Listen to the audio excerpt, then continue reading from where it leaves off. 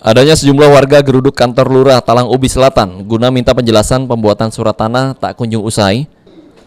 Camat Talang Ubi Razulik akhirnya angkat bicara. Jika memang terbukti adanya pungli dari pihak perangkat lurah untuk meminta sejumlah biaya ke masyarakat yang akan membuat sertifikat tanah, maka dirinya akan menindak tegas.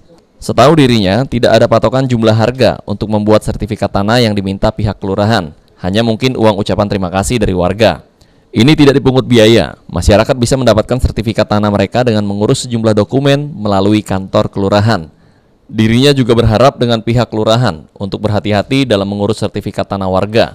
Apalagi untuk meminta biaya yang sudah dipatok, bahkan pihak kelurahan enggan membuat sertifikat tanah masyarakat, apalagi tanah yang akan disertifikati tak jelas asal-usulnya. Ya, yang memang dari kerja kelurahan ada untuk administrasinya itu Pak. Oh ya. Ya memang terkait dengan masalah surat-surat pertanahan, memang ada keluhan-keluhan dari masyarakat seperti itu.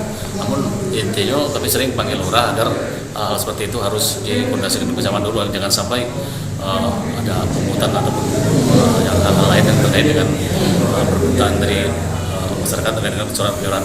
Jadi kami berharap pihak kelurahan agar wanti-wanti karena masalah tanahnya rentan, apalagi terkait dengan hal surat penyurat ini. Ya, kami berharap ke depannya kita sering koordinasi dengan BPN, apalagi terkait dengan sertifikat. Kalau sebatas SPPHT itu aman, karena kami tidak mau terima dari kelurahan seperti itu kalau tidak jelas asal usul tanahnya. Kalau jelas kami jelas akan tanda tangani. Tapi kalau tidak jelas kami harus. Aji, PAL TV.